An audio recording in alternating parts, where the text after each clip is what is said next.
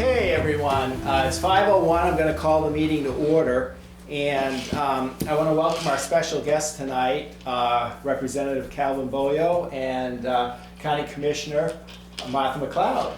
And we hope to have Representative Joe Barton join us, and Senator Rochefort, who was in Concord and said he's traveling on the way back, and he hoped to maybe pop in a little bit late. So anyway, welcome and thank you very much. And this is the second year of our quarterly meetings, and obviously this is the first one. And I want to reiterate that we've just been through a very difficult budget process. I think both the school board and the town officials will agree. And there was a lot of last minute changes and trying to make things work for the taxpayer. And it's very difficult.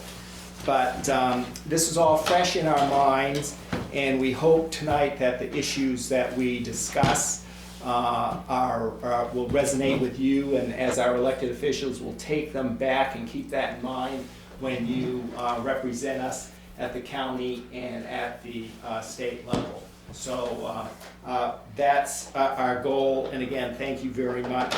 And I just want to make a cautionary note before we begin that, as you can see, we've got a lot on the agenda, and we also have to take a vote tonight for the school board on open enrollment. And I wish to thank Superintendent Niles for making this possible because it was a last minute type of thing. And again, thank you for facilitating this vote and having it posted for the voters.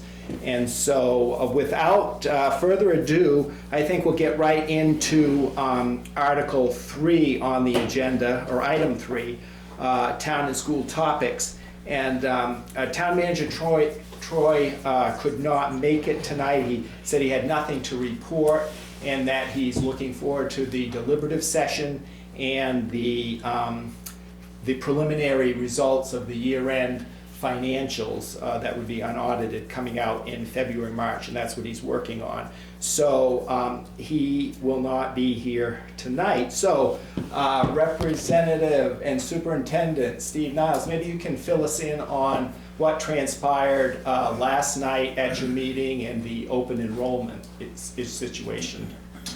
Okay, yeah, the board has spent 3 considerable chunks of time listening to the public input and I think debating and working through the nuances of the open enrollment scenarios that we have. And last night, some more discussion, and after it was all done, the board did pass a warrant article, and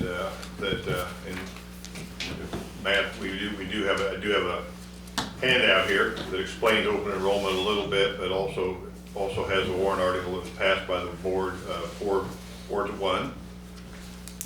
Basically, the warrant article that we passed is in line with what's happening with quite a few districts around the state.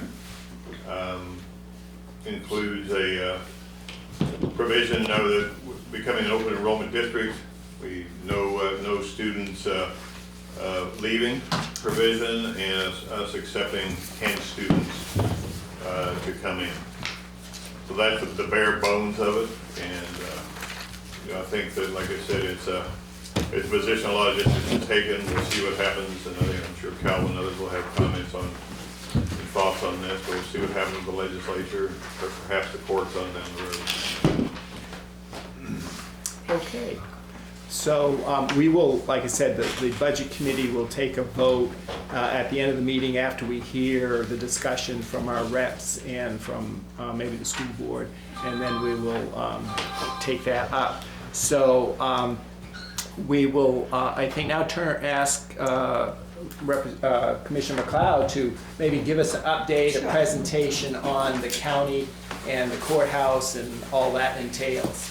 Okay, well, lucky for me anyways, we have our delegation executive committee meeting on Monday, so I've already been working on a Great. update. And I'm going to just quickly go through some of this. I know there's more things you're interested in specifically, but think you might be interested in some of the nursing home, for example. We're up to 122 people. During COVID, we were down to like 82 people. So we've been able to build up our workforce there and get more of our folks, our residents of Grafton County, into the nursing home that wanted to do that. Our Medicaid rate decreased by $291 a day, effective in January. So that seems always to be going down instead of up, which is an issue. Fortunately, at least from a budget perspective, we had put in a lower rate. So from a budgeting perspective, we're doing okay, but from an actual dollar value need to run the place, it's certainly lower than what we would like to have. The Department of Corrections, that number has also gone up. We're up to about 93 folks at the jail. And we have another 30 that are out in other places out of the facility. And so that's pretty much what's been going on there. The numbers have been going up at the jail. Our budget at the jail has been a significant increase in the number of inmates based on the bail laws that have become more strict. And so that wasn't in the budget for the county. But the more interesting piece, perhaps unfortunately, is that the medical needs of the inmates have gone sky high. Most of them are coming in very unhealthy. The drugs that they're using these days are causing a lot of medical issues as well, and that we are responsible for their medical injuries. For example, we have somebody on dialysis that needs to be out of the jail 3 days a week. We have to send an officer, a corrections officer with them. There's just a number of high medical need inmates in there, which is, causing budget issues for us there. We're going to have to hire 2 other full-time LPNs or RNs in order to actually take care of the needs. And a lot of that is related to the drug use and the types of drugs that folks are using. Just know that we're still working on the broadband. If that doesn't impact Littleton as much as some of our more central county areas, but that's continuing to be worked on this winter. The courthouse, the building committee reconvened and reached out as asked to do to each of the departments that are there, as well as the state court, to have conversations really around size and specific concerns. For example, the sheriff was concerned about the courthouse being on upstairs, would take more security than a downstairs location for that, so we're looking at that. So we have re-engaged the company, LaValle Resinger, and they're going to be updating the design. We did have money set aside for that purpose from ARPA funds, so they will start working on that, and we'll have more information in March around that. We still have ARPA money. We have 5 projects that are outstanding. All the funds have been obligated, but we do have 5 projects that are outstanding there. I wanted to specifically mention the Grafton County EMS study that we're doing. That's in its final technical review, but that's been an issue that people bring to us at the county. We actually have communities that really don't have coverage anymore. And so they're temporarily being covered by, for example, in the Plymouth area, they are covering Warren and Wentworth because those EMS, that group, I think it was an IRS issue, to be honest, but that went under, and there are a number of other places. So as part of that, I don't know, many of you may have heard of the Rural Health Transformation Funding opportunity. There was New Hampshire did apply. They got $204 million. It'll be every year for 5 years. We did put in a request, wrote that grant application for $5 million. And what we would do is use that funding to help groups that want to develop more of a regional approach to the EMS services. Plymouth would be our pilot for doing that because they've already started working on that with the relationship with about 8 or 9 towns in that area. So that would be something we'd be able to support any startup costs for at least a year for each of 5 different agencies over the course of that 5 years. So we still have to find out if, we know that our project is on the list. We have no idea yet how much of that will be funded, but we asked for $5 million. Yeah, so that could help groups quite a bit in developing some of that. We are starting on our budget preparations. We do those meetings in March and in April. We start with a meeting with our department heads, and then the commissioners put their project together. We'll have a public hearing probably in May, and then that budget will go to our delegation, and the executive committee of the delegation will meet to go over that budget and come up with their final budget, and then a vote in June on that. So that's quickly what we have going on down there. If you have questions. Sounds like a lot. Yeah, questions. John. Sure, thanks for the report. EMT, I made a stab at it up here with Dave McClure, and we tried to rally around collectivizing, I guess is, I hate to use that word. But centralizing, yes, thank you. And which is fine, I can understand the need in many places. But my question is, when you do the Plymouth thing, it sounds like it's your first project and you want to go at that one. But when you do that, does it become a ongoing county burden, or does it then get transferred cost-wise to the towns? Right, so the sustainability portion of that, in the case of Plymouth, they have had a lot of discussions with those towns, and they're not expecting this necessarily. They're trying to do it, to start it off without those funds, but there's a lot of things they will not be able to do, a reconstruction of a renovation of a building, for example, and some of the startup costs we're gonna, whether or not they're gonna be successful, they're not sure. So this was really to help them get started. It would just be 1 year of startup funding, which they could decide whether it was a renovation or perhaps purchase of equipment, how to use those funds. But it would just be 1 year, and we would, if we get all the funds, we could help 5 different areas. If there are more than that, we could do less with each area. But they have worked on agreements. They've worked on the sustainability. Many of them will have a warrant on their article on their town March meeting. So, yeah. So no, that would be, they've come to us for money, but we don't have any money either. It would have to really be something the whole county would want to support, doing something.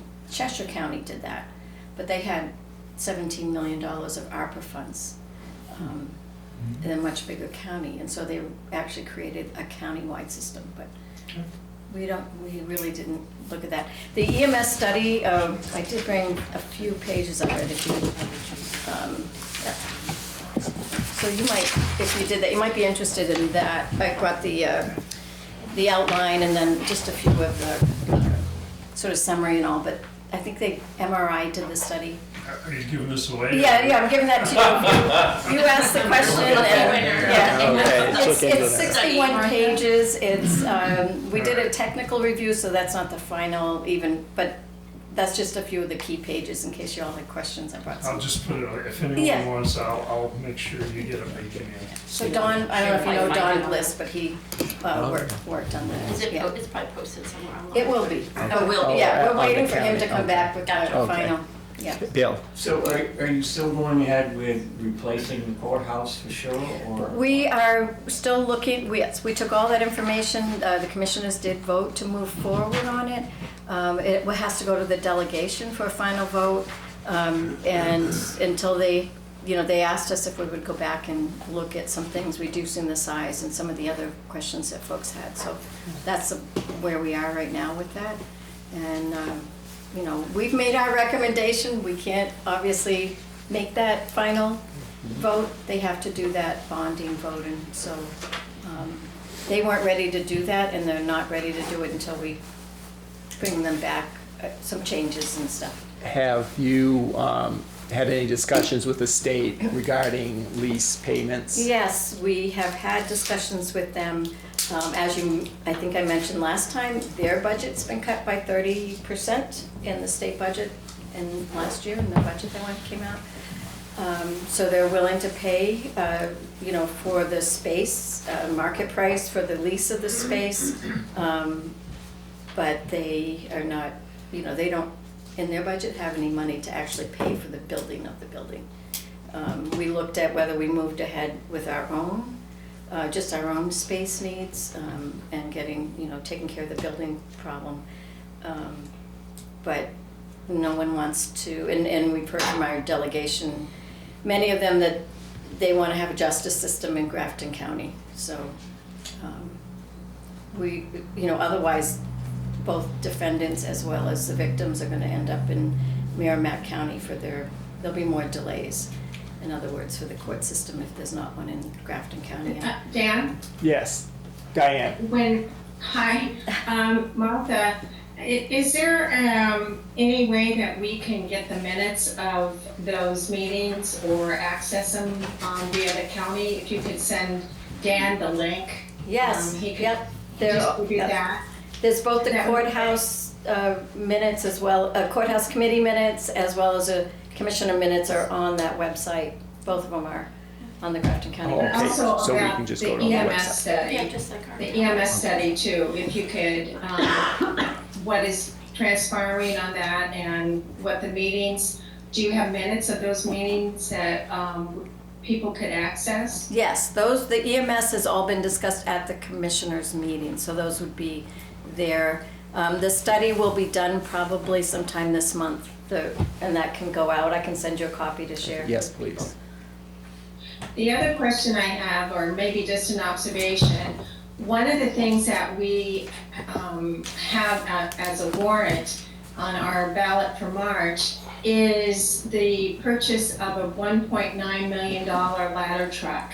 And all of us are sitting around the table thinking, how many communities are struggling to provide those types of pieces of equipment, and how can we share them? And I didn't know if that was something that you had discussed in this. That's not EMS, but it's fire. And it's just incredibly expensive, $1.9 million for a piece of equipment. And to have it manufactured, we were told it's at least a 4-year wait. So that's something that I was wondering if any of the state or the county officials could start thinking about how communities can share those pieces of equipment. Thank you, yeah, I think that's important. That's part of, I think that the fact that Plymouth and these 9 towns are actually doing this and talking about this is pretty remarkable, because it's very challenging to get that done, and it wasn't until people actually lost those services that they were willing to talk about it, which is unfortunate, right? Yeah. That sounds vaguely familiar. Yeah. Right. So, I think regionalizing is probably something that's finally coming around. It's more Yeah. cost effective. Yeah. Yeah. Yeah. Okay, any other questions? Just to, Steve? go ahead. The meeting that we had here, the two things that came out of that, one, that you had 2 of your tenants here who didn't support the new building, and also the question of the current rate the state is paying to the county for their space in the current courthouse would not support the building of a new courthouse. If any of those, you mentioned something about that they were willing to pay market rates.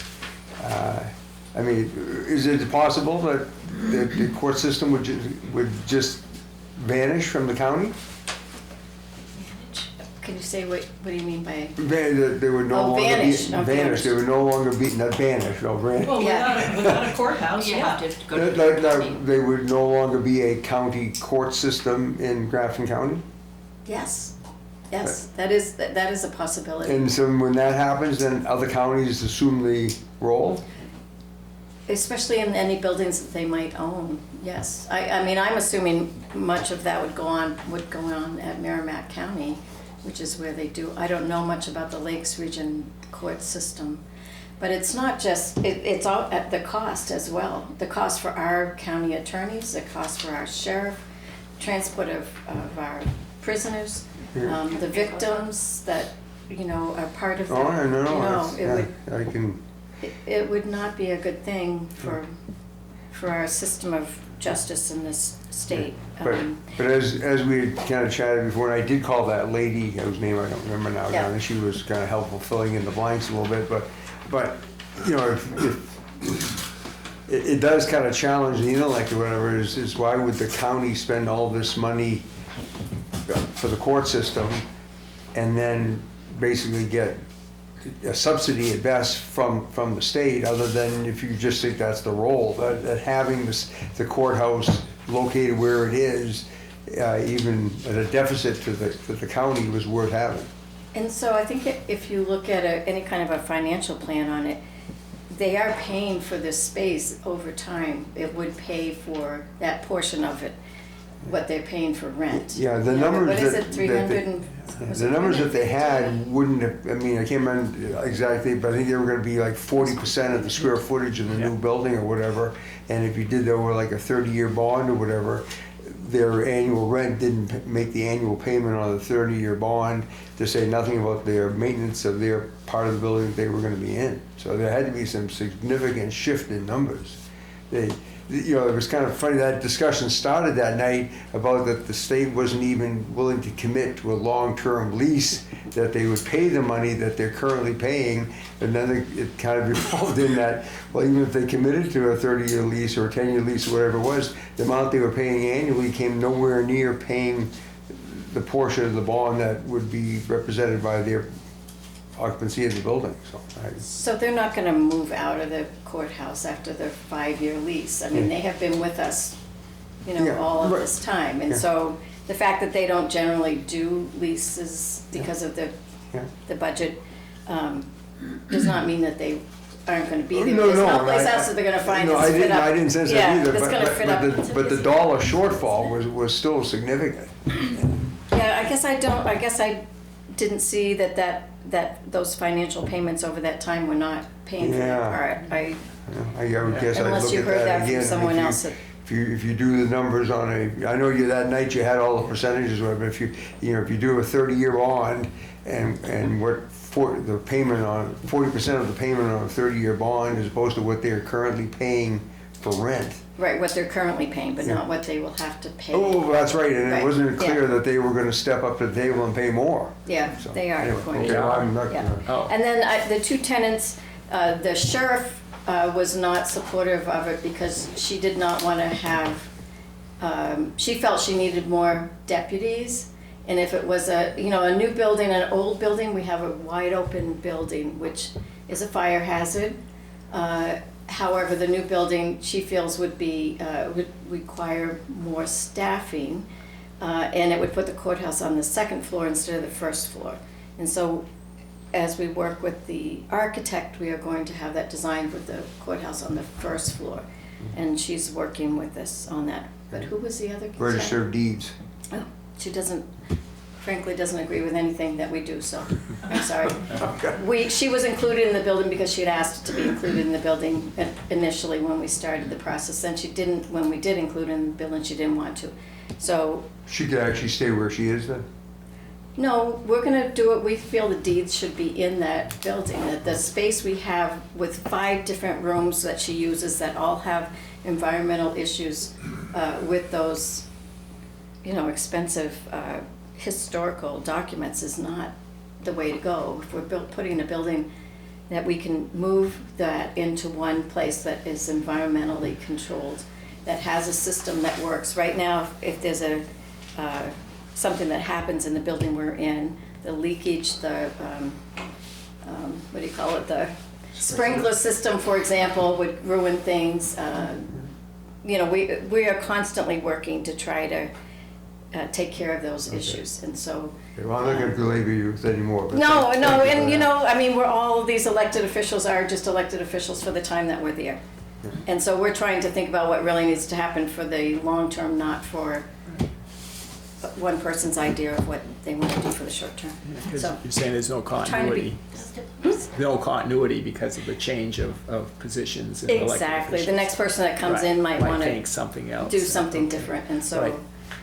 you know, we're trying to do this for the longer term. John, did you have any question or? It was just an observation Okay. about the difference between Cheshire and Grafton. Cheshire 700 square miles, Grafton 1,700 square miles, and so over double the size. And then in Cheshire, it's Keene. Like there's 23,000 people in Keene, and then the next town down is like 6,000, 4,000. So versus Grafton is, Hanover, Lebanon at around 12,000 apiece, and you have Plymouth and Littleton around 6,000, and then Haverhill down from there. So A lot of small towns I in the world. don't. Doesn't lend itself What very worked in far. Cheshire Yeah. does not necessarily translate at all to Yeah. Grafton. Is all I'm throwing out there. Yep, appreciate that. Any quite, Calvin, do you have anything? Or? Yeah, I just wanted to comment just briefly about the idea of the judicial system leaving Grafton County. I assure you that regardless of what will happen with the courthouse outcome, there still will be a court system in Grafton County. And in case everyone wasn't aware, there's actually, in terms of Grafton County district divisions, there are 4 different courts in Grafton County already. In addition to the county complex, there's one in Lebanon, there's one right here in Littleton above the post office, and there's also one in Plymouth. So judicial system, it could decide that some of these other locations might serve some of its needs better. Maybe, for whatever reason, maybe something needs to be in Plymouth, something needs to be in Lebanon. Maybe they don't necessarily want to be in Haverhill. And then I'll also follow that up with, regardless of how many buildings we have, we actually need judges to be in those buildings, and that's especially a problem in northern New Hampshire. And I can tell you, oftentimes you will have a judge that will sit on cases in multiple counties. So there will be a judge will hear a case in Grafton, and they'll go up into Lancaster, hear a case in Lancaster. So we might actually have an issue of not enough judges, and you can see that because our state constitution requires that judges retire at the age of 70. And what we've kind of been doing as a stopgap is we've created this thing called judicial referee, where a retired judge will be a judicial referee. They're not technically a judge, but they will sit, they will hear cases, they will make rulings, and then those are actually signed off by a sitting judge. So that's one of the ways we've kind of put a stopgap. But a lot of these people and a lot of these expertise, they are already past retirement age. So regardless of what we build, we're going to have a separate problem of how are we actually going to fill it with judicial officers to make sure that, yeah, we might have the buildings, do we have the people to go in the buildings? Hey, anything, John? Yeah, one last, I hate to do this to you, but what's the budget for 2026 for Grafton County? Let's see, 52 million, I think it is. All right, 52, and that's allocated exactly how between us and towns? Boy, I didn't bring that. Yeah, we did have a sheet. Oh, no, I shared saw with the sheet, breakdown. Yeah. it was based on, I think it was based on. there's a Assessed couple of factors. valuation. Yeah. Assessed valuation, is that what it was? Okay. And in that Littleton it's- was like the Right. 3rd or 4th property, or town, a community that funded county It's operations. a 5th. Yeah, well, okay, now, Yeah, okay. it may be moving around back to your current, Yeah, because I think it valuation, was, but- yeah. yeah, but it's a 5th. So we just reappraised and our assessments went way up, Yeah, so it so might almost move. doubled. It might be in 3rd place now. Yeah, so, Yeah, So that It- wasn't good timing in terms of that. maybe you yeah. might be right about that. So Yeah. is that really fair? Not to, I don't Yeah. wanna beat a dead horse, but Do you equalize those things when you allocate the The taxes? Yeah, the DRA does Okay. all of that, yeah. Matt, you had a Yeah, question? thank you for being here. I just had a question for Calvin about your presentation. So you had mentioned that the commissioners have recommended that you move forward with the courthouse project, but it sits with the county delegation to vote, as I understand the law. I'm just curious, Calvin, if you have a sense as of yet as to how you think that will go. So I have not heard from anyone at the county about when a vote on this has actually been scheduled yet. So I think the executive committee, they're still working on some things, so I don't have it finalized. So I don't really know how a vote would come out on a project that hasn't been finalized. I can tell you, and this is just based solely on what I've heard from constituents, I really have not heard anything positive from constituents.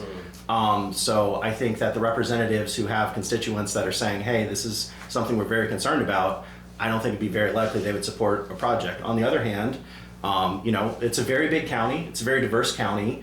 There are probably other representatives that are hearing from their constituents saying, hey, maybe we need this, or hey, it's not a problem. But I can tell you, my constituents in the Grafton 1 district, I haven't heard positivity on it. So I can only speak for myself, I can't speak for the rest of the delegation. Appreciate that, thanks. Okay. No more questions? Okay, thank you, Martha. Very insightful, and we appreciate your input and sharing your knowledge. Thanks again. And you matched the entire select board's attendance at this meeting, so thank you very much for. Yes, thank you very much. Okay, Might I add, there's many meetings we have where no one from school works. now getting Everybody's pretty meeting down. on to the issues related to the school and that you see on the agenda.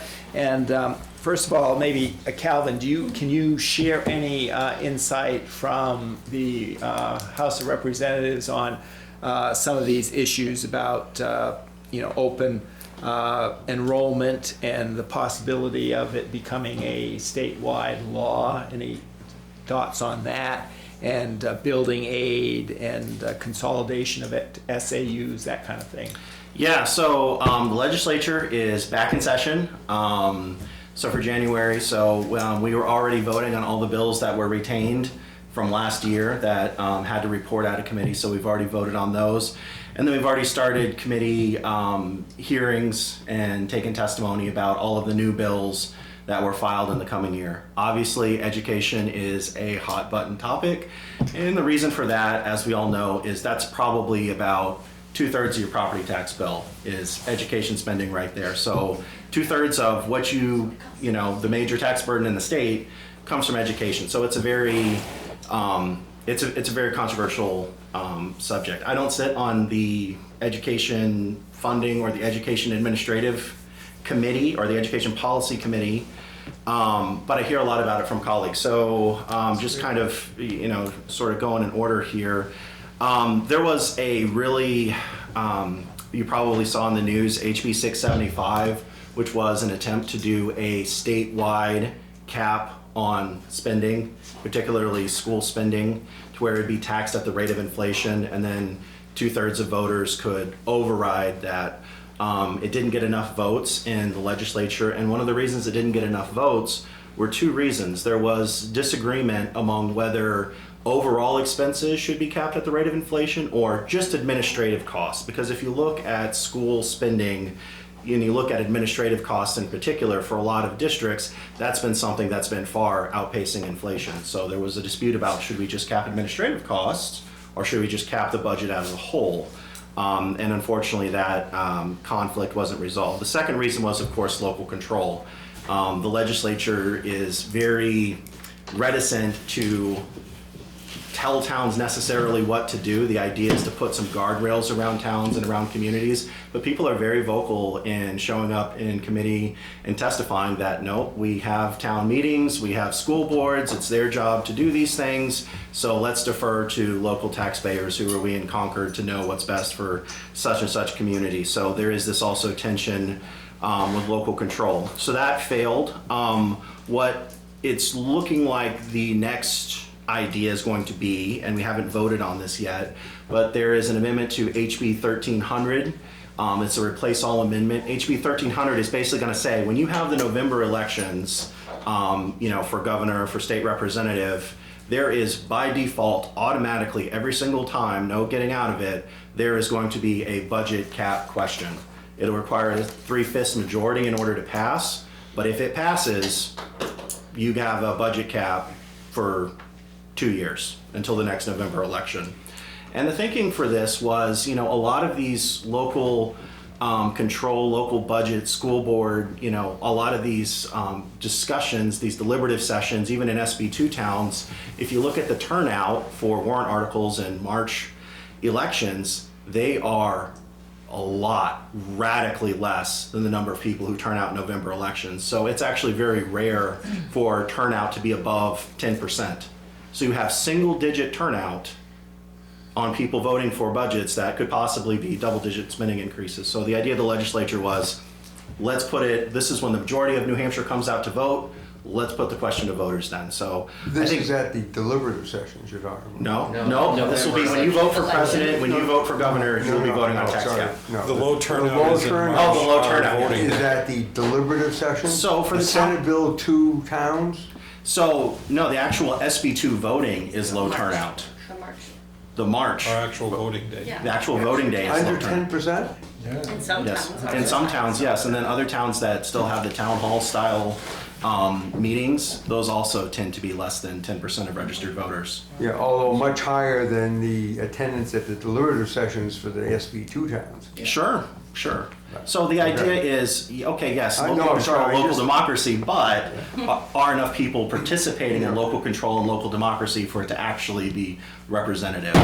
Especially because oftentimes, you know, the weather's bad, it's, you know, it's on a school night, people have to go home, make dinner, they have to work, there's all these other conflicts. The idea was, this is when most voters are turning out, so let's see what'll happen. And then, sorry, this cap is just at the state level, or how would it be applied locally? It would be just as if the town, so currently voters can petition a tax cap as a question on a warrant article. Sure. So this would effectively negate the necessity of doing that. It would just automatically appear on the ballot every 2 years for every single town. And that's normally applied as a percentage, like a tax, It would no be- more than X percent? It would be tracked to inflation. Okay. So it'd be tracked to the rate of inflation. And there's also a carve out for bond expenses, and it also requires a 3/5 vote in order to pass. If there is, for whatever reason, a more stringent cap passed under the old, under the current RSA, whichever cap is more stringent would apply. So the vote would still be specific only to the town, but be on Yes. the November ballot? Yes, and it So would it's be. not a there would statewide be- vote? It would happen in every single state, Right, right, but it would right, be it for the just local applies. budget. Yeah, yeah, okay. And there would be two separate questions, one for the school, one for the town. So that one, because it respects local control, I think has a much higher chance of at least passing the House. Who knows what'll happen in the Senate or with the governor. But that's the current idea, is to try to give taxpayers some kind of way to where they can pump the brakes on spending if they think it is out of step with what their community can handle. And I mean, this boils down to, I mean, affordability, and this is something, you know, you're gonna hear from both political parties. We're in a two-party system. And both political parties are talking about affordability. So that's gonna be a big one that you're gonna hear. In terms of SAU consolidation, this idea has been floated. The idea is every single county becomes an SAU, with the exception of Nashua and Manchester. They get to stay school districts for some reason. But everybody else, Grafton would be. all of Grafton would be one SAU. I have not heard any. I have not heard any constituent feedback on this, but given the fight over local control, Would you I'm, like to hear some? Yeah. It goes down the road. It would be so I don't see this as a way forward. I think it's really a conversation. Is, you know, we do have a lot of school districts, you know, where does it make sense for all these towns to be replicating? You talk about regionalization. Does it make sense for all these towns to be doing the same administrative work all over again? So is it consolidating down to, you know, a dozen SAUs? I don't think so necessarily, but there is a conversation that people in Concord want to have about administrative expenses. Calvin, Same thing. Pendulum swings back and forth, back and forth. Calvin, Right. one thought I'd like to leave you with, or you take with you though, is that obviously we're not necessarily in a unique area here. This is happening in a lot of different places, but we have 4 closely related school districts that are all becoming much smaller. Small has typically been a good theme over the years, smaller classes, more attention, whatever. We've gotten beyond the point of small being beneficial. Small is now becoming counterproductive. You know, if you want to have, you know, any type of advanced math classes or whatever else, I mean, you know, you've got 3 kids in advanced math at Profile, 2 kids in advanced math at Lisbon, 4 kids in Littleton, and 4 kids at White Mountain Regional. Those 4 kids, all those kids should be in one classroom. It'd be a much better classroom. You know, so the small part, it's not now a question of just money being spent. It's not being productive money. I mean, we need to find a way of, Yeah, so that's kind of what you're seeing in Concord is this is a reaction to demographic trends which have been going on. And I mean, from the very first meeting, you know, you heard me and you heard the superintendent talking about, hey, we're dealing with declining enrollment. If you look at population trends, that's only going to accelerate based on what we can tell right now.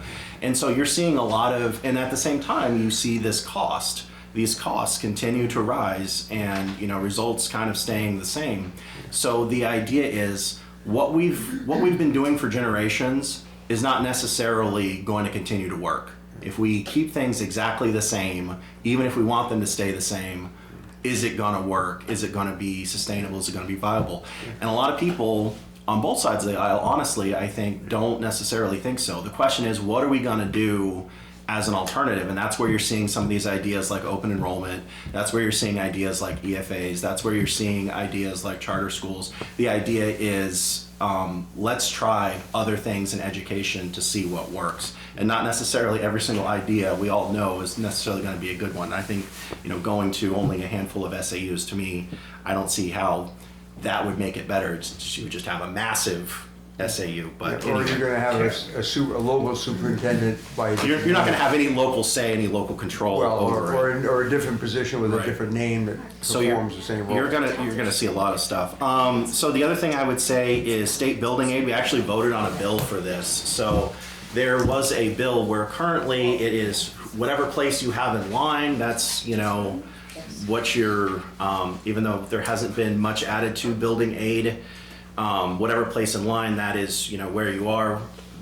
There was a bill to actually flip that to where now building aid's not going to be given out based on your place in line, it's going to be given out based on need.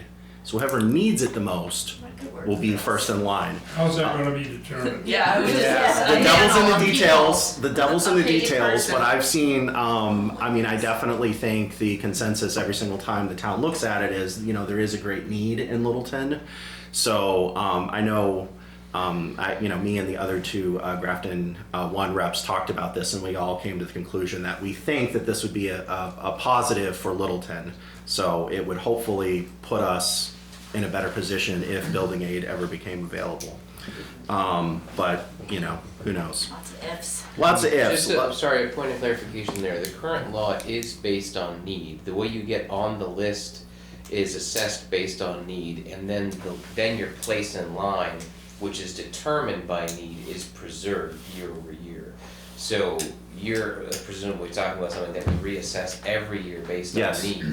But I just wanted to clarify, I am not here to defend Concord, just to be clear, but I wanted to clarify that current law, like our place in line, was a function of our assessed need relative to other applicants during the year that we applied, just clarify. Yeah, so what this would do is, my understanding, and it's not my committee, so I'm depending on the committee report, but based on the committee report, my understanding is once that lineup is established, it never ever gets reassessed. What this bill would do would say, Right, no, we're gonna go right. back and take a look at this Yeah. and see where everybody's needs are, because things could change. Maybe Yeah, that makes maybe sense. that town did something else in the meantime to cover that need. Maybe they don't need that anymore. Maybe The some building of got worse. the building got worse, the building burned down, they Their building got worse, tired so of that waiting, bumps you up. whatever.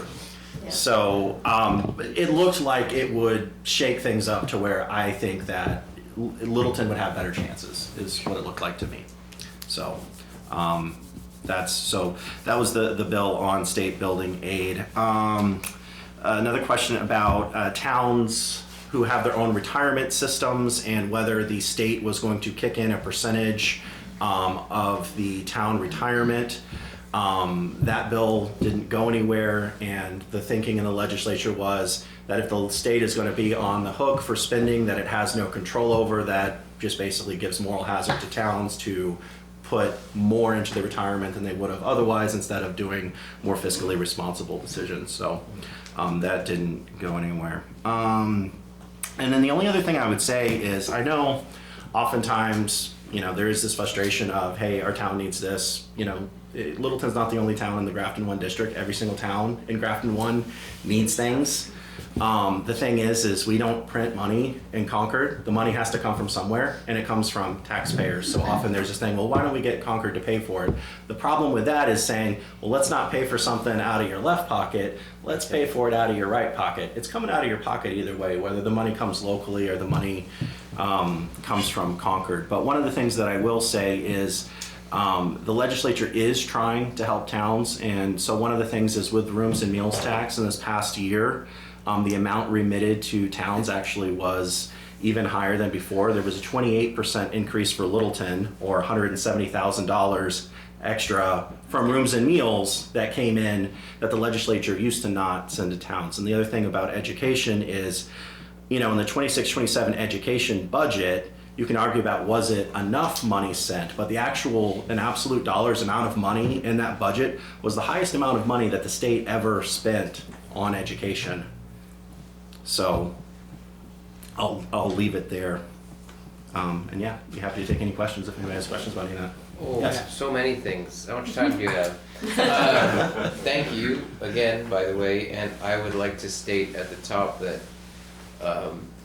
most of my comments are present company excluded, because I know your character and intellect, so they're comments about Concord, but not about you.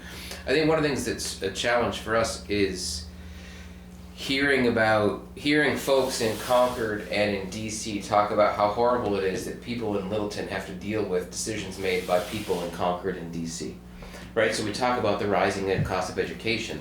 That's a direct line of connection from bad decisions made in Concord and bad decisions made in DC. Probably more the latter than the former. But there's a couple of examples that I'll give you there, some of which were on our list for you and to bring to your attention, your colleagues' attention tonight, some that weren't. But like, we've had situations, right, where we've had claims of bullying, and I can't get into the details and stuff because of protections, but like, where we've had patently absurd situations that when we've reached out and appealed to the DOE, like the comments that we get all the time are, it's just easier to pay for it. Right, so a lot of administrative costs. Now, fortunately, in Littleton, the education budget has consistently been behind the rate of inflation.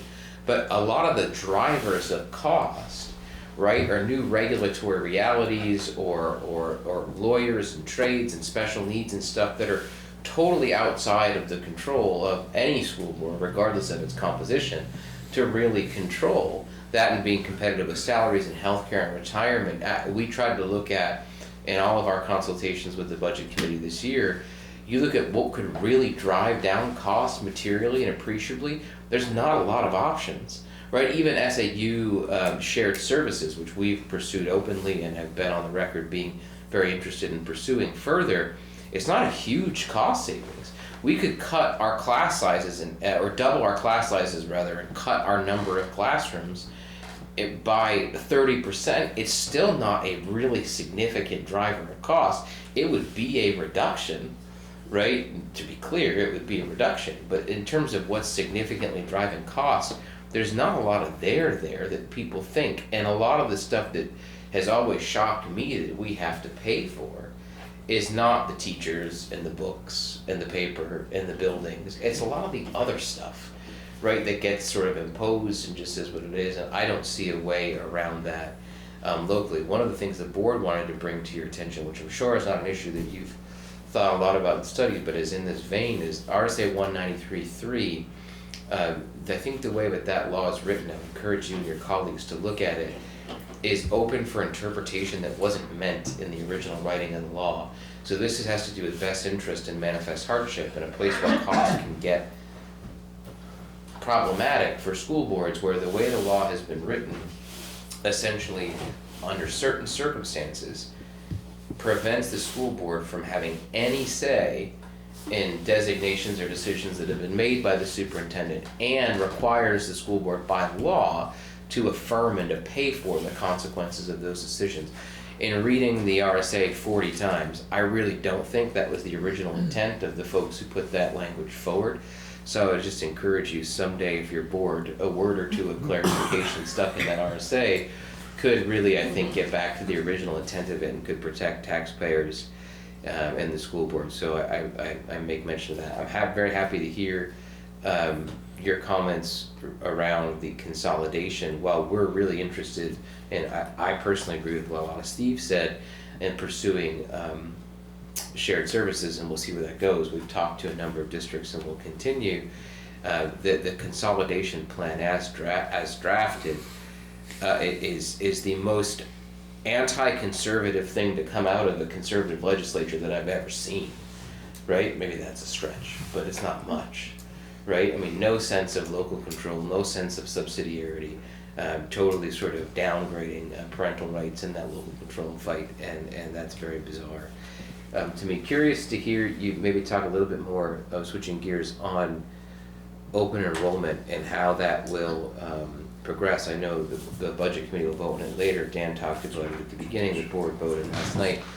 It puts us in a really weird position, and I'm just curious as to how you think that will progress. Because speaking for myself only, like, I love the idea of school choice, right? I think there's something fundamentally good about that, but the math doesn't work anymore when educational cost is what it is, right? So like open enrollment, in theory, I have 3 kids, I could take advantage of it and send them somewhere. The idea conceptually is, I pay property taxes, I should be able to decide kind of where those go if my town isn't doing what it needs to do for me. But like, I pay like, I don't know, $5,000 in property taxes or something. I've got 3 kids, their annual cost per pupil is a touch more than $5,000 cumulatively, right? So now it's not like I'm just taking my tax dollars, I'm taking my whole street's tax dollars, you know? And so I'm curious as to how you think that will progress, because I know every board, ours included, is struggling with what we're being encouraged to consider and adopt. Yeah, so no, I mean, those are fantastic comments. And before I forget the point, one of the things I wrote on here that I wanted to mention is, because we're in session and also committees are doing work, every single, there was a proposed rule change back at it was one of the very first things I voted on when I got elected in the legislature, and that was a rules change that would have made it to where committee chairmen could actually bury legislation and not have testimony on it. And that rule was voted down. So New Hampshire is extremely unique in the United States in that every single bill filed, every single one, gets a hearing. So there is going to be a committee in Concord that is going to hear whatever bill, even if it has a snowball's chance of ever being anything, there is an opportunity to have that hearing. Every single hearing, you as a member of the public have a right to be present, you have a right to testify, you have a right to submit testimony, and all these bills before the Education Committee, I can definitely get you in touch with, the chairman of both committees. I can definitely show you how to use the general court website to find out when the hearings are and how to submit testimony, because all of that is available. And the comments that you provided are exactly the comments that are really valuable in the legislature, because people in Concord, they don't know everything. A lot of what we do is dependent on what we hear from other people. And I will also say that was one of the things with 675 in the cap, which was very fraught, was there was a lot of people in the caucus who were saying, well, look, it's not fair to cap educational expenses overall if you have line items that cannot be capped due to federal law. And I think specifically the concern was with special education. Yeah. And there have been, anecdotal cases that I'm not personally familiar with, but I have overheard anecdotal cases where special education has cost a community $1 million, $1.5 million, $2 million per pupil. For one kid to go send somebody to residential placement out of state, something that's just really, I think, honestly, more appropriately a healthcare cost than an education cost. But, the definition of words. I mean, do you know the word cherish in our Constitution means exactly $7,356 and a penny? Because apparently that's what that word means, according to the New Hampshire Supreme Court. So I agree with you that a lot of these bills are interpreted in a way that is not necessarily intended, and that's why they need to be re-examined and revised to make sure they're really fulfilling the purpose and intent there. So with special education costs in particular, there's a great need, but there needs to be some kind of balance, and right now there is no balance. So I don't know what the solution to that is or what it looks like, but the conversations are definitely being had, and definitely welcome any input on ways to where can we do something. In terms of open enrollment, the idea, they always say the devil's in the details. I will say with open enrollment, the idea is if you have this competition between school districts, it is for some of these school districts that it might make some of these towns are so small or the school district's so tiny, maybe they should be sending their kids, tuitioning their kids out. And maybe open enrollment will be a mechanism to, force that. The other idea is if you had school districts competing with one another, hopefully that will be a way to improve quality or decrease cost, or hopefully both. So the idea is let's have some kind of level of competition to hopefully deliver a better product. But it's right, it's this hybrid system that's also reliant on property taxes. So will that necessarily always serve the taxpayer better? I don't know, not necessarily. So that's something that needs to be looked at, but I don't know exactly what the solution would be there. But I'd be very happy to, if there's a particular bill or something, be very, very interested to hear your comments, the school board's comments about any particular legislation. And I think one of the things maybe related to what you just said about competition, but maybe more akin to the SAU consolidation discussion, I think one of the things that could be helpful, and I don't know the first thing about how to go about the process in Concord, so forgive my naivete, but I think the consolidation plan, as insane as it is useful as a threat, right? Like if there was some stipulation where the state were to say, come up with your own solution that meets these parameters, or else this is what's being imposed, I think that could maybe spur some folks to action and come up with better local solutions. I definitely think some of these conversations need to accelerate, but the idea of having it imposed in the way it is with all of Grafton County in one SAU is just nuts. The last comment I'll make is a comment only for myself and not for the rest of the board, but forgive me, there's so many education committees, I'm not sure, but there's a chair of a committee out of Bedford. There's been recent reporting that she's made comments that are at best stupid and at worst disgusting. And I just suggest, for me personally, that I would hope that our representatives in Concord are doing what they can to make sure that she gets replaced at her chairmanship of the committee, because it's insane, even if you take the most favorable interpretation of her comments. Can I jump in? Yeah. Calvin, you mentioned that in New Hampshire, people can attend the hearings and give testimony and everything. Why, last year, I have to compliment Martha and the commissioners on having some public hearings on the courthouse and everything else that is coming down the pike. Why aren't there more hearings, local hearings, for people to attend? And you take some of those comments back to Concord for us. I'm kind of like amazed that there are these big issues that are threatening the school systems and the educational systems, and yet our representatives, and I'm glad you're here, and I'm glad we have this structure, but why isn't it happening statewide, that the representatives and the senators are holding their own public hearings with their constituents?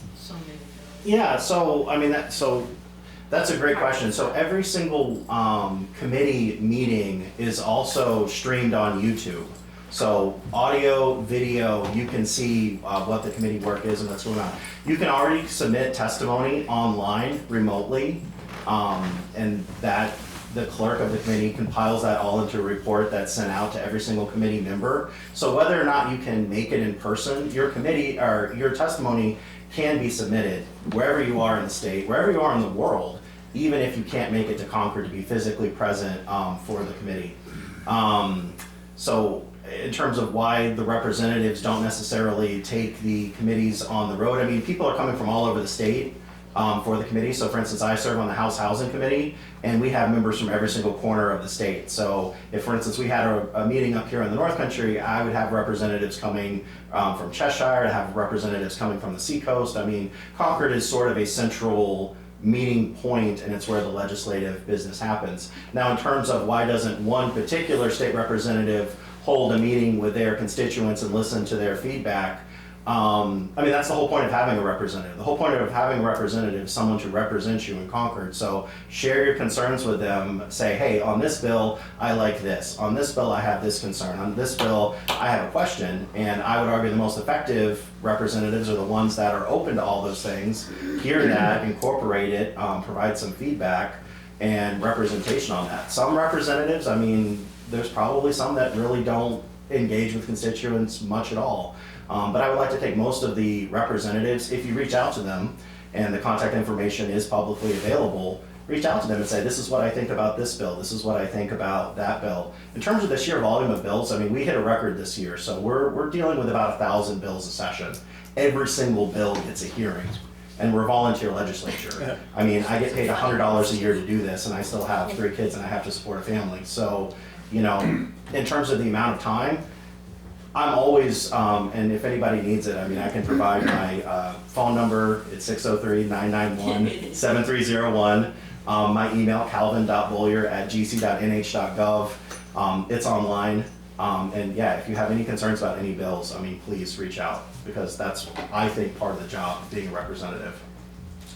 Yeah, and I think, Calvin, I totally agree with your comments. And by the way, I neglected to say that I totally agree with your comments about stop expecting Concord to pay for things as if that doesn't affect you. And I'm very glad you said that. I just want to say that I think we all should be careful about careful of falling into the trap of thinking that the reason people don't participate is because it's too hard to participate. Because it isn't, right? And that's why I'm a little bit nervous about the cap, legislation that I wasn't aware of that you overviewed at the top of your comments. I understand why it makes sense logically, but what you're doing is making it super easy for people to have a voice while requiring nothing of them to be informed. Whereas the deliberative process, they can still go that route. They can still go and vote in March with having no idea what's going on. Right? I'm sure many people do, right? But I do think there is something in its ideal form that is nice and Republican small r about the way the process works here with the deliberative and so on. And you try to override that by saying, well, people don't participate because it's too hard, because they're too busy. That's really not the case, I don't think. If people are interested enough, there's a lot of ways to get involved. You've been very accessible and approachable, and I really don't think that's the issue. To repeat your statement rather bluntly, if people aren't informed and don't care, maybe it's just as well they don't vote. Well, I think I would say they still have the right to vote, and I'm not trying to take away any. And by the way, Mary's my favorite. Everybody. She says it like it is. Love it. The more she talks, the more I love her. I would just say everyone has the right to vote. I'm not here to take away anybody's agency. That's not the case that I'm making. I'm just saying you're on this endless quest to chase making it easier and easier to participate, thinking that that's the problem, right? When sort of people's civic passion is far more complicated than the ease of involvement. I mean, and so full transparency, that's one of my approaches that I like to take to government is I think it's best when government at any level, whether that's federal, state, or local, doesn't make the choice, doesn't weigh in. I think it's much better for individuals and families to make the choice, and only when individuals and families can't, only then do I really see that there's a role for the state. So if the number of things that the government's doing and controlling is less, then that's less of an impact on your life and less of the things that you're gonna have to keep track of and vote on. If they're involved in every single decision you and your family makes, that's gonna be overwhelming very quickly. John? Yeah, Calvin, just maybe just to summarize, I really do like your representation because you appreciate the checks and balances that come with our Constitution and the way we're organized. May not agree with everything that happens. We do agree with it, and we seem to understand the system. And I think that's important. We're the third largest legislative body in the Western world. New Hampshire, the state of New Hampshire is exceeded in size only by the U.S. Congress and the British Parliament. So that's one thing, and that keeps it from doing anything rash, usually. We still somehow get back. Which is very important. On the other hand, we have an executive council, the only state that does, which can also veto, which also has an important quieting effect on bad ideas. You know. Now, as my representative, I hope that you will go back and represent us in terms of the judiciary is ahead of the legislature in terms of school consolidation. Clearly, this whole thing is a reaction to the judicial ruling in Pittsfield. And the fact is we should get ahead of that from a legislative standpoint. The other thing I would ask is, a lot of, it was slightly mentioned here, a lot of the costs that we have, not only in the school, but in the town departments as well, are incurred by legislation that demands perhaps more training, more rigorous something or other, but it discourages volunteerism, and it discourages the ability of citizens to participate and keep the costs down. So when you consider legislation, please keep that in mind. You know, one of the really nice things in New Hampshire is that when a bill is filed, not only is there a brief summary of, you know, what the bill is and what it does, but there's something, if the bill in any way will cost, if the analysis shows that in any way the bill will cost money, it'll say this is HB or SB, whatever, and then it'll say -FN. That -FN stands for fiscal note. And it's an estimate of what the fiscal impact of the legislation will be. And that's something where you want to talk about devils in the details. There was a bill in the Housing Committee that was about guaranteeing loans for low-income housing. And it's like, well, the fiscal note said the administrative cost on this would only be like $25,000 or something like that. But if all the loans defaulted, that would blow a $300 million hole in the, you know, in the treasury. So if you ever look at bills, and if anybody, maybe we should do something where meet here and I'll show you how to use the general report website. That's really something to zero in when you're looking at legislation, is what does the fiscal note say? Is there a fiscal note, and what the impact is? Because yeah, there's a lot of unfunded mandates out there. Yeah. Okay, any other questions? Well, if not, we'll conclude this portion of our meeting. And again, thank you, Calvin. Yeah, it's thank you. been very insightful. And Martha, thank you very much again for your participation and taking our concerns in the heart. And we look forward to, again, having you come back again sometime at our next meeting. Okay, thank you. You're also welcome to stay, right? Okay, now, I think as we look at our agenda, we have one thing that we have to tackle is a vote on the open enrollment, Article number 6, that was on the handout that Superintendent Nilihas passed out, and the school board voted on yesterday, 4-1-0. So if you haven't had a chance to read it, I'll give you a moment to just read it once again, and then we can maybe ask any questions that come to mind or need further clarification, and then we'll proceed to move the question. Does that sound like a plan? Okay, so. Can we ask Matt or somebody to kind of give us their synopsis? I try, but our understanding changes every minute. So we voted 4-1 to pass a warrant article, to put a warrant article on the ballot that establishes SAU 84, I'm closing my eyes to concentrate, as an open enrollment district. And Greg came at the perfect time. Allows us to, if passed, accept up to 10. No. Yes? We didn't do up to. Admit It 10, it says says 10. here.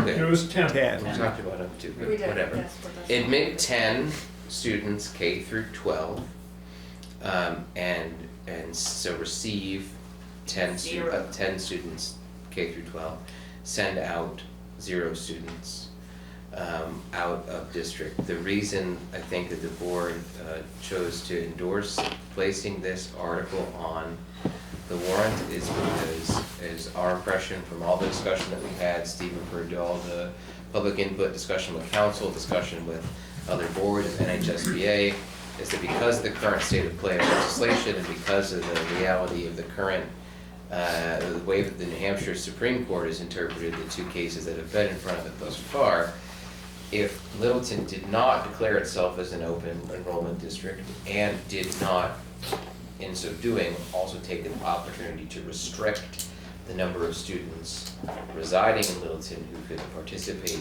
in open enrollment schools outside of the district, then Littleton would be in a position of having to pay 80% of the per pupil cost for any number of students, an unlimited number of students that were taking advantage of open enrollment districts in neighboring towns, right? So if Whitefield voted to be an open enrollment district and they accepted 100 kids and 100 kids from Littleton decided to go over there, and we had no law on the books that had passed that was restricting our participation in open enrollment, then we would have to pay 80% of the cost for people for those 100. What that ends up doing functionally is takes Littleton taxpayers' tax burden and puts the math and the strategy and the budget behind that functionally in control in Whitefield and takes it out of control in Littleton. And the way that the law has been interpreted,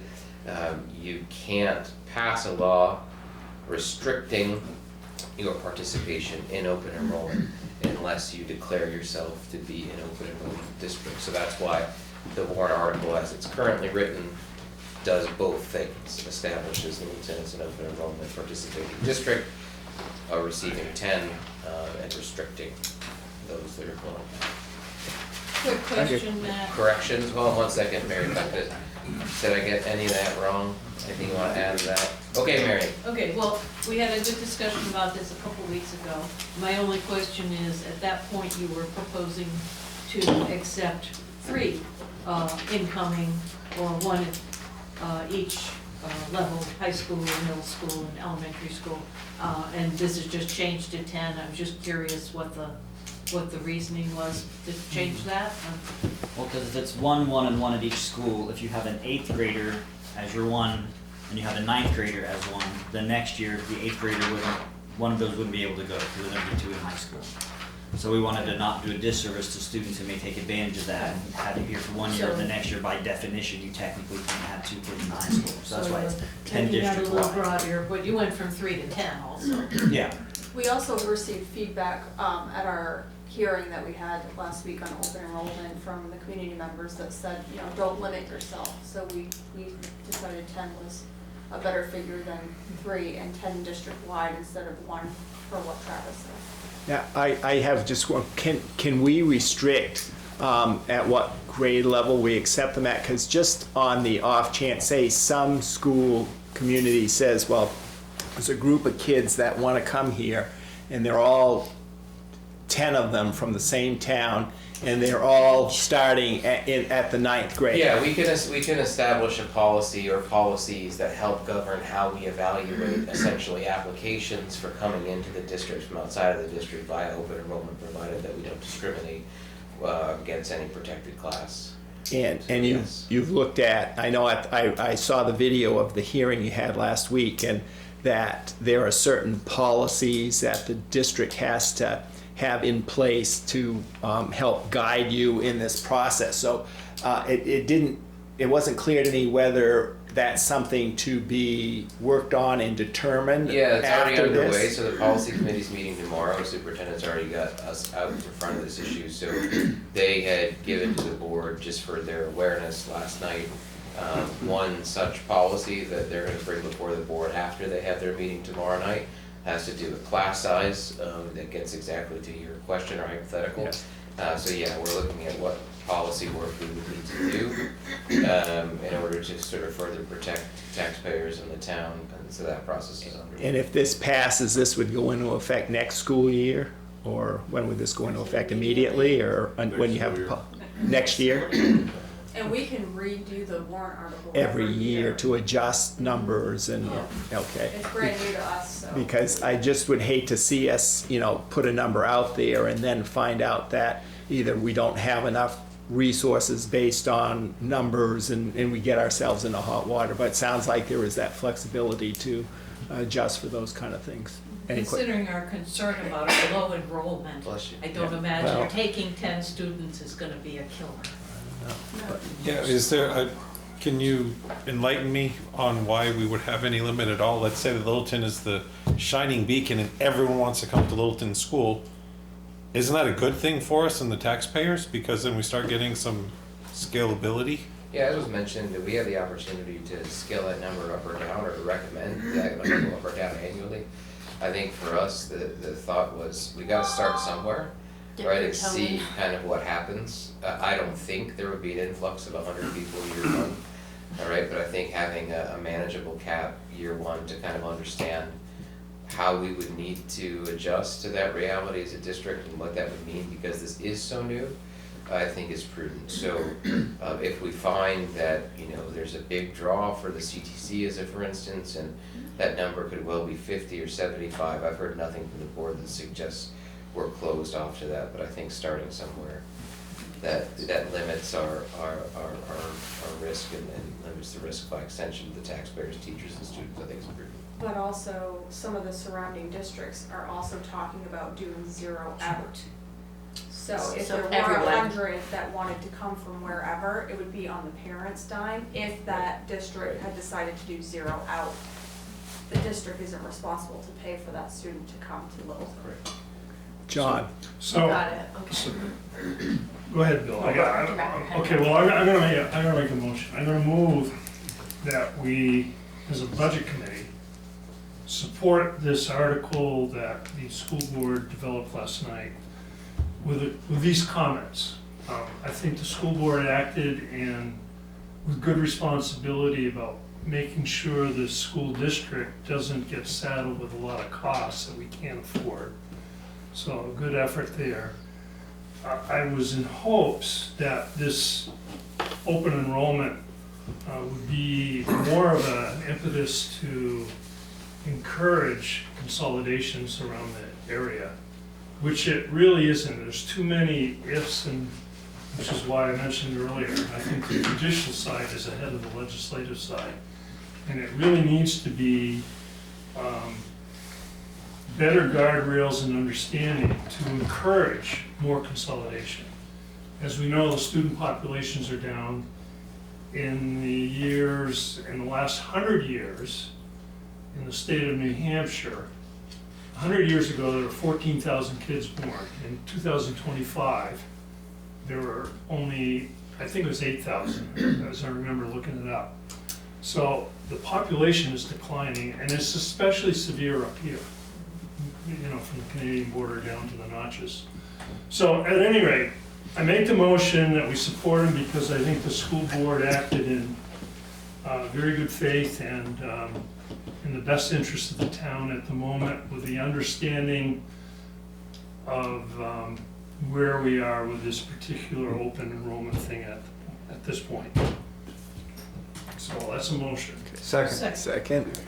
Steve? Too many people wanting to second it at once. Yeah. Well, Okay. well put. Okay, we ready for the question? Yeah, Bill? I have one more question. So, will we receive the our taxpayers' cost per student from another town coming in? We would There's- receive There's- 80% of their costs if they come in and they're an open enrollment town. Okay, Yes. so, Yeah, that's right. And they allow their students, Yeah, if they're open Yes. enrollment. So, well, not just open enrollment, but they, And they allow, have something other than zero out. so like if the Yes. regional did, we're proposing 10 and 0.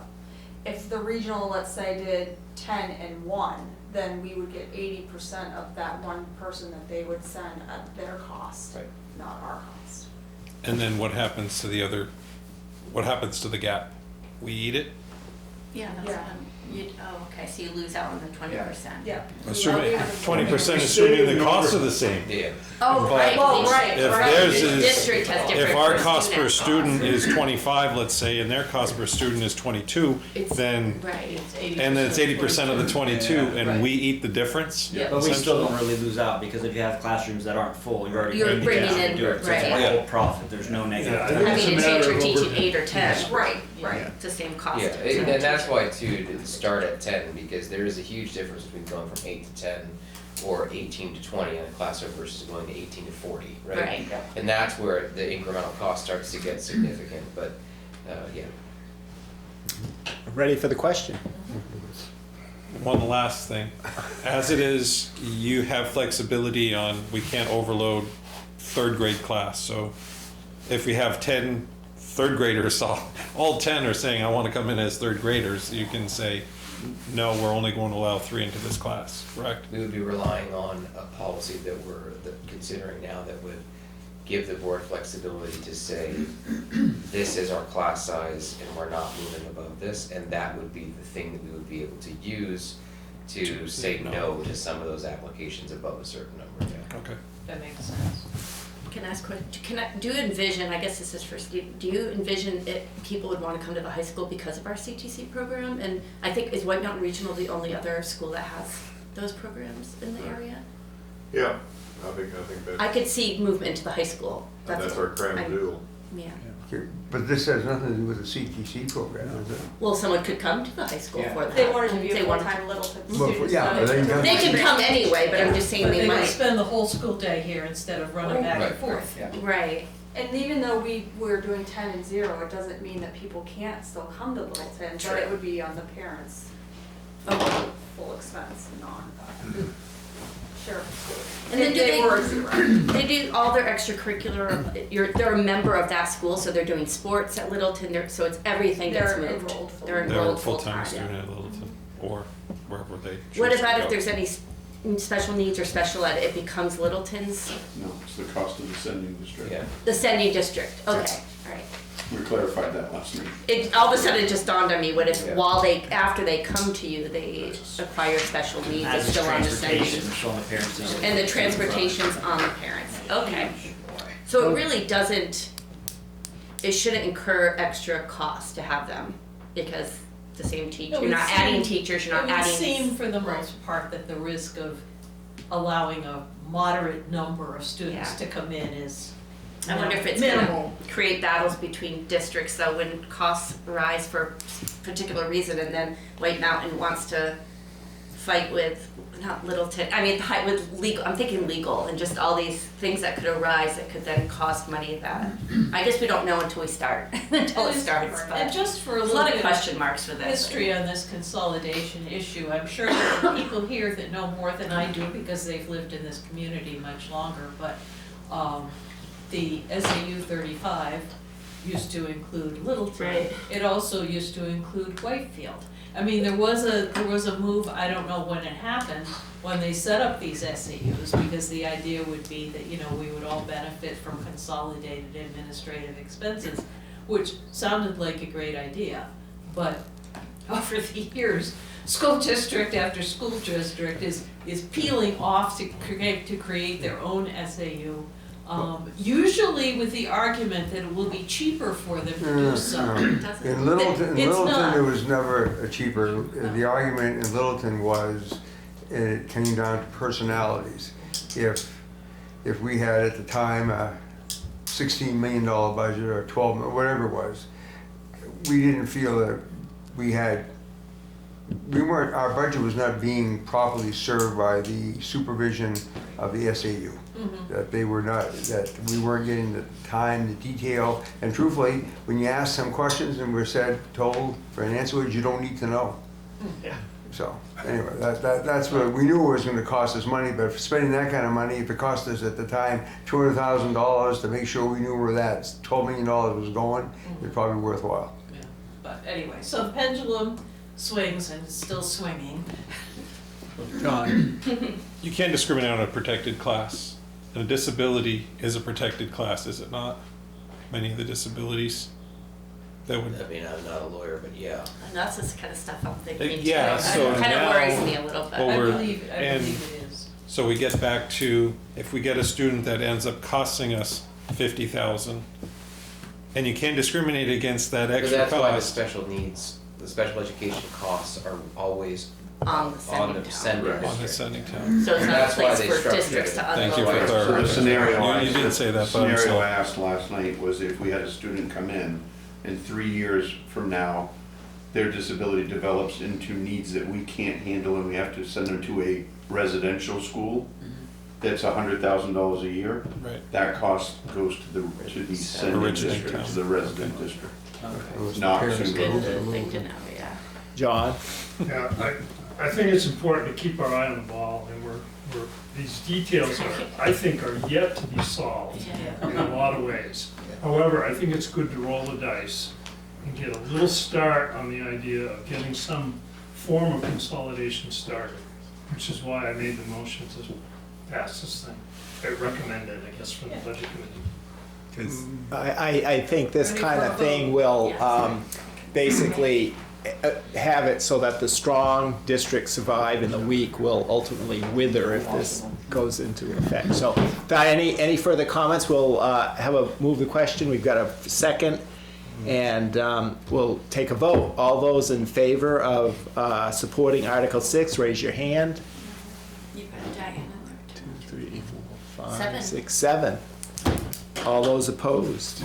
It's unanimous, 7-0. Okay, thank you. And now I just want to recognize Senator Rocher, who joined us tonight, and I appreciate you, Senator, for coming.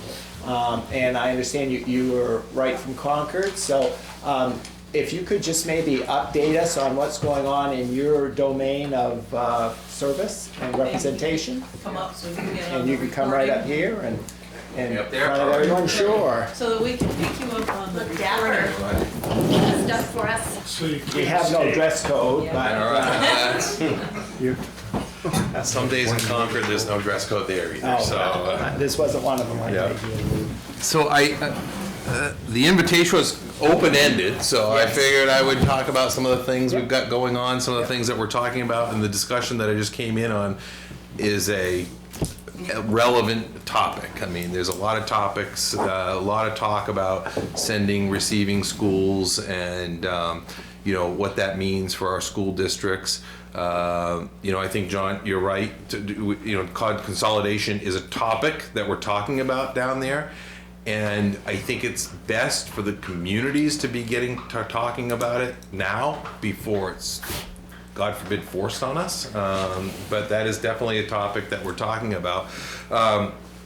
So that's very good. I do want to comment. I think that Littleton is probably in a pretty good position to be a receiving school. I mean, not only do we have the population, we have the jobs. I've employed many people outside of the district who had to drop their kid off at Lisbon or Whitefield or Woodsville and then come here afterwards. I think the superintendent and I talked about this over the summer, that I think Littleton is probably poised to be in a position where we're attractive for that.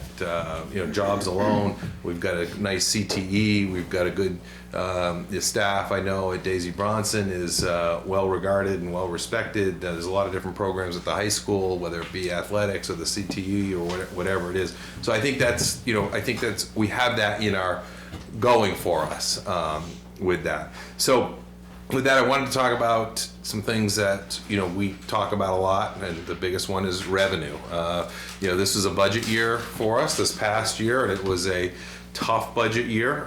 We're coming off many years of, let's say, I never like the word free money, but we worked through spending a lot of these ARPA funds and federal funds as a result of the pandemic. And those are gone. So the state is now working to readjust and get back to reality with that. We had a tough budget year in negotiations as far as that goes, with the understanding that in the first 6 months of the year, we probably wouldn't hit our revenue projections. But starting in the 6th month of the year, which is January, things will start to pick up. And some of those things that we were looking at as being drivers of that we're anticipating lower interest rates, which we haven't seen a dramatic decrease in interest rates at this point, but that may be coming. There was a talk about new gambling revenue. The state implemented video slot machines in those gambling charitable gaming establishments. And that came online this summer. And this is the most recent revenue focus that we have from administrative services. So as of the end of the month in December, the state is currently up 3.3% on revenues. So we beat our projection by 3.3%. So again, looking at when we thought this would start an uptick, we anticipated that happening in January. We're seeing that in December. But there's some hidden things there that I think we probably should be cognizant of.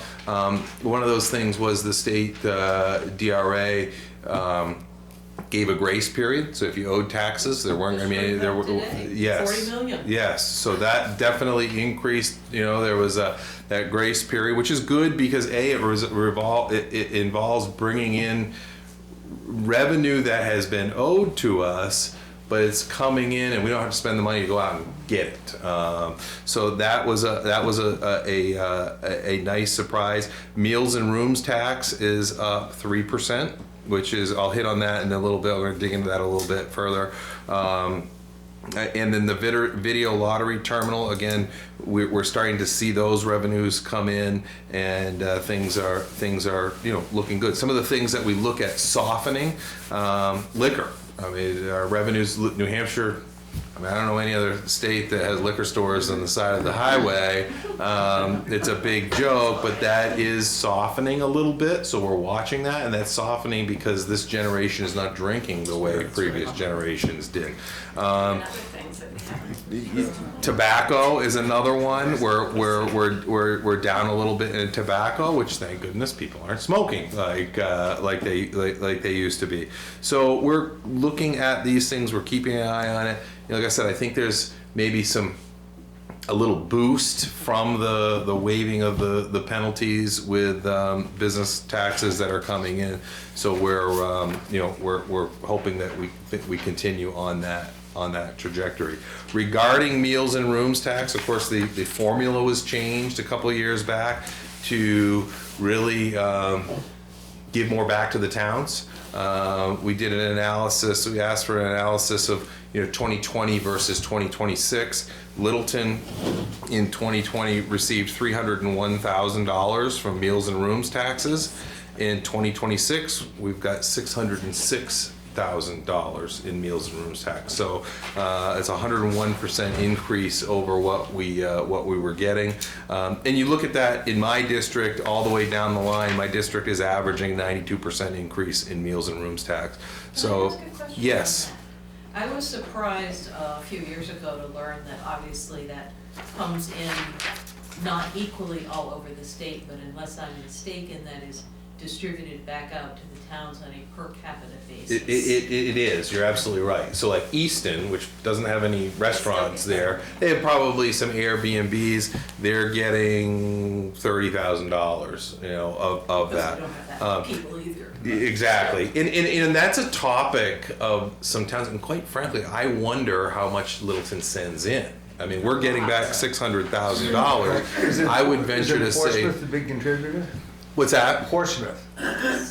Well, I don't have Portsmouth here. They're a big contributor. Yes, but Portsmouth is a big contributor. One of the questions we've asked DRA a number of times when we try to put it in legislation is we want to know how, because DRA doesn't know how much they're getting in from each town proper. Because for instance, like McDonald's sends in money from Littleton, but it's attributed to Amherst because that's where the corporate office is. So And that's with department stores and everything like TJ Maxx. exactly, Hampton Inn, TJ Maxx. So there's probably a central office in New Hampshire. Yeah. So I would venture to say, and we've tried to change that. There's been some discussions there, and it's a new software system, and it's not going to be accurate, and we've heard all the discussions. But I think that like Pittsburgh, for instance, Pittsburgh gets 82,000, and that's loaded with Airbnbs that pay meals and room taxes, restaurants, and there's Gorham, same thing. So I think this is the system we're living under right now, but that over the last 6 years has doubled. So I mean, it's a good thing for us. That's a really positive thing about that. Littleton is receiving $5.5 million in state adequate education and SWEP this year.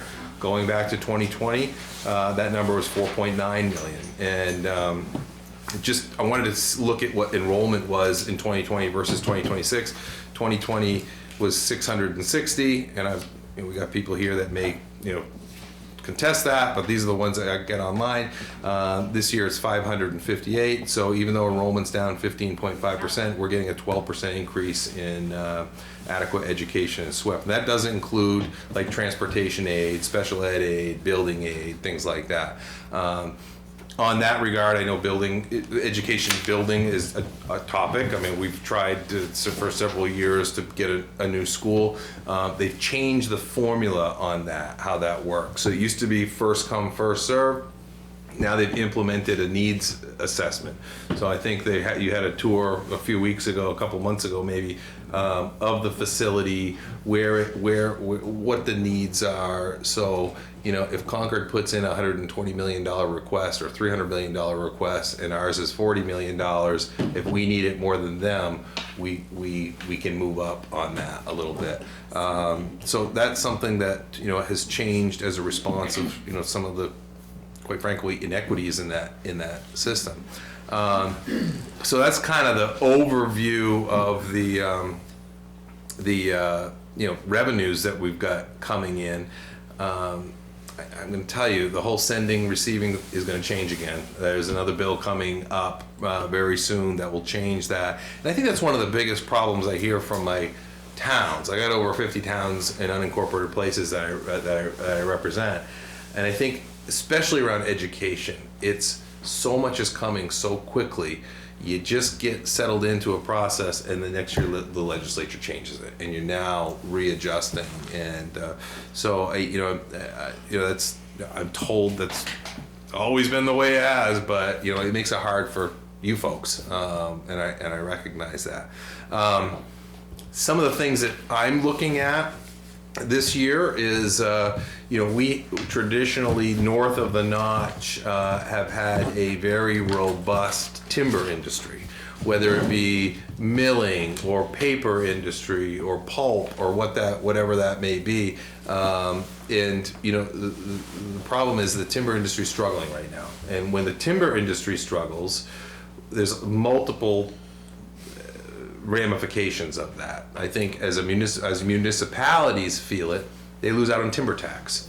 So timber tax, you know, we don't collect a ton of timber tax here, but in some of my towns, they you know, Pittsburgh is 10% of their budget is timber tax. So, what's that? Cambridge. Yes, Cambridge. I mean, our unincorporated places who have nobody living in there, they've got a lot of money coming in.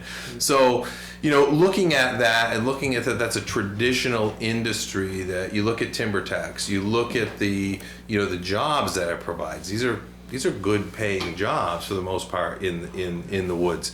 You know, they're jobs that people graduating from our high schools can go in and raise a family on, and they're disappearing. And why are they disappearing? Well, there's a variety of reasons that they're disappearing, but one of the things I'm looking at, you know, for legislation is, you know, the way timber is graded, there's an arbitrary line set at the Canadian border, and north of the Canadian border is they can grade their softwood, their spruce, pine, and fir at a higher grading level than south of the Canadian border. I tell people, how does the tree know if it's in Quaticook or Pittsburgh?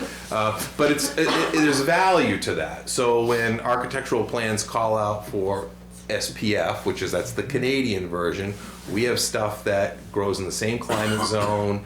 It's close to the mills. It can be harvested here. We got a lot of it. Working on some legislation now that will essentially say in the building code that if a architect calls out for SPF, which is north of the Canadian border, we can use SPF S, which is south of the border. That's the S, as long as it grows, is harvested in a similar climate zone, and we can use that, you know, and substitute that in building plans. Excellent. And what that will do is we avoid the tariffs. We get our product to market, you know, closer than it is in Canada, and we give our mills something to cut and something to increase value of our valuable resource right here in town. So introduce a bill today on that. I've got another bill, similar bill to that next week, which is a little more far encompassing, but it really looks at a viable industry, an industry that's been viable for a long time. The greatest threat, bar none, to that industry would be the disappearance of any more pulp and paper. Yes. I mean, that is it's beyond conception. you know, we survived the explosion at Verso. Yep, There is no more absorption to be had. right. I mean, you know, there are no plants in Vermont, 2 plants in upstate New York. There's, you know, 2 plants left in Maine. If any one of those were to disappear, It would take away that pulp. In fact, I've talked to loggers locally here in Littleton. They've just moved on to pieces to log, and it contains a lot of pulp. And because the market, whether they're oversaturated, they can't take it. They're just they're yarding it up for the next few months just to wait. That J factory that blew up, that was 1 million tons of pulp a year that went through there. Rumford, which was the next biggest one, was 500,000. So you've taken away that capacity to work. both of which are bigger than Berlin ever was. Yeah, which yeah, is- yeah, huge. So the other thing that, you know, we look at too is, you know, paper. We still have a paper mill in the area. It's over in Gorham. I met with them last year. They actually made money, were profitable in 2024. 2025, they put in a new boiler that, you know, that took a hit on it, but they're looking to grow, and they are ready to grow. They're actually putting in a new processing plant. So when you go over there, you go into this big paper, and I grew up here, I've been around paper all my life, but I never saw a paper mill inside. And they have these big rolls that spin off, and they're, you know, quarter the size of this room, and they load them on a truck and they ship them to Long Island. And that's where they cut it all up and fold it up into napkins or roll it up into paper towels or toilet paper or whatever it is. They had it. Yeah, that's how it comes in these big rolls. So essentially, it's a cutting plant. That all it is. So Berlin is in Gorham. They used to have a processing plant, a finishing plant to do that. When it was sold to a private equity, they gutted it. The new owner comes in, says, "Why? That's our biggest asset right there." So they're actually in the process right now of putting that finishing plant back into Gorham, so we can keep those products. We can crank out finished product out of Gorham and the area, and keep it going. They're struggling right now with workforce. I mean, we all are, right?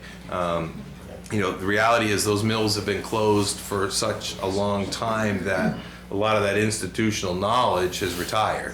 So they're trying to rebuild that workforce, and they're good jobs. I mean, they're good, well-paying jobs, and it's attracting those younger folks into that industry is a challenge. And we're working with the community college system to not only do that, but also the community college system, and it will be in Berlin, it won't be in Littleton, but they're putting in like an apprentice logger program.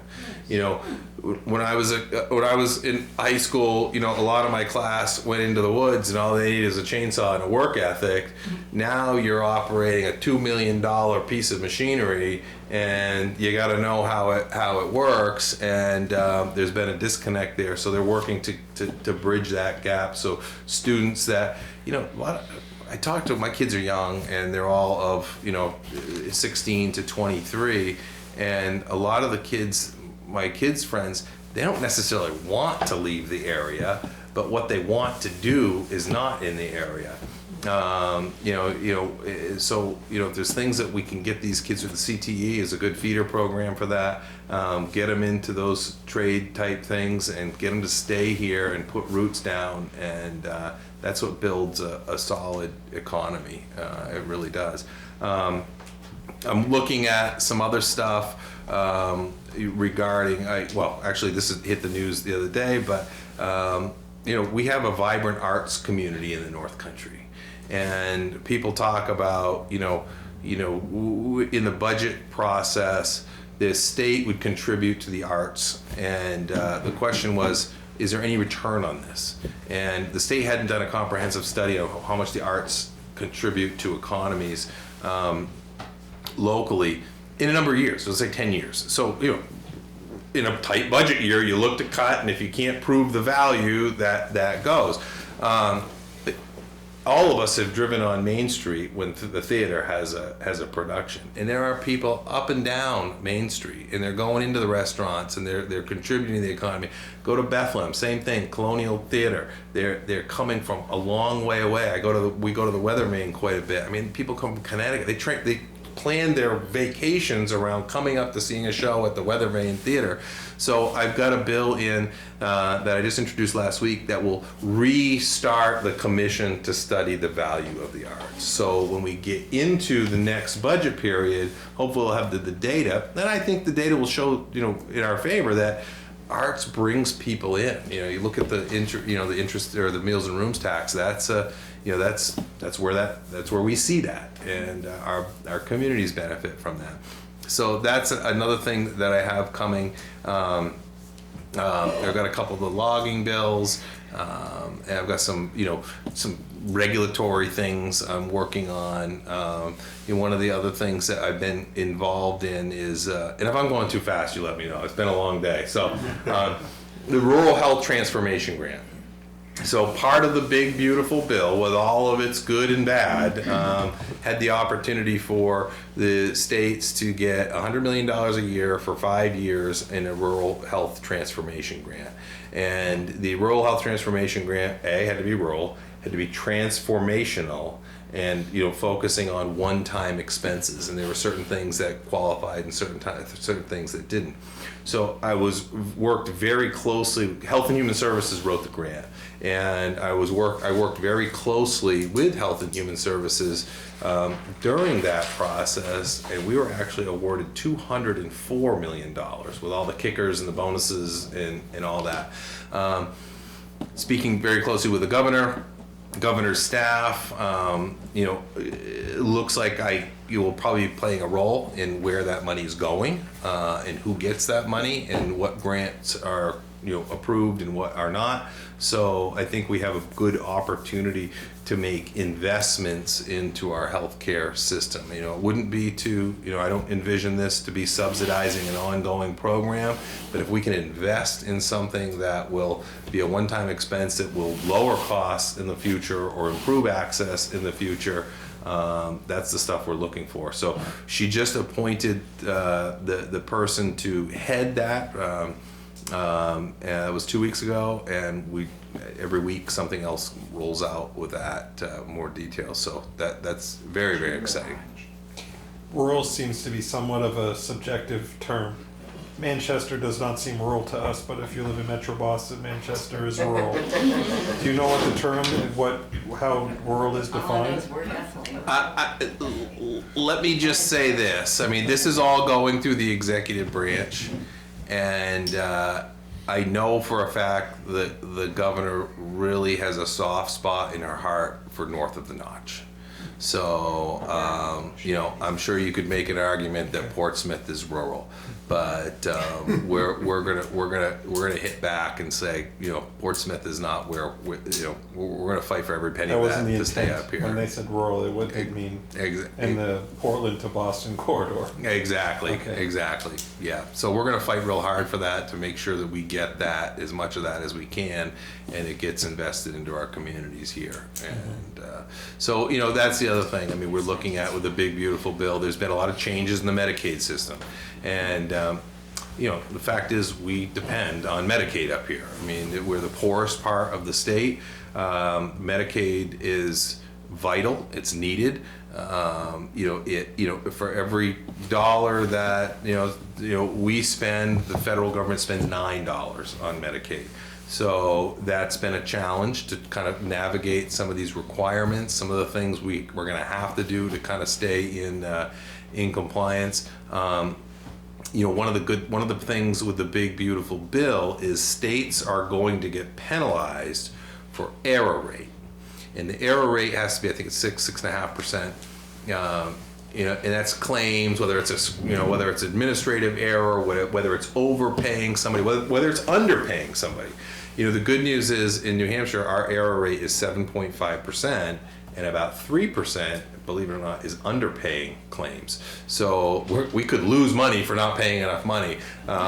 So the clock starts ticking now on getting our error rate down, that we won't start seeing that until 2028, but we run a pretty tight ship at DHHS. I mean, they have over 100 empty positions right now. There's a hiring freeze. They have a $50 million back of the budget cut that they have to deal with. But even with that, we've got a pretty reasonable error rate that we can get down and avoid any of those penalties and operate appropriately. So that's what I got. I'm happy to answer any questions, or if I missed something that you want to talk about, feel free. Any questions? I just want to say I'm so thankful that the numbers that you cited jive with the numbers that I gave in the commission. It's validated. And we didn't compare notes. That's not what I told them. Yeah. So those all really sound great, Dave. Yeah. It's nice you came, I appreciate the. Yes, well, it's a busy time of the year, and I told Dan, I said I'll be rolling in there, and You didn't disappoint. You It's did I made it. Yeah. Yes, and I just want to reiterate, you've got with these other two, you've got a standing invitation to attend Sure. these meetings. They're quarterly.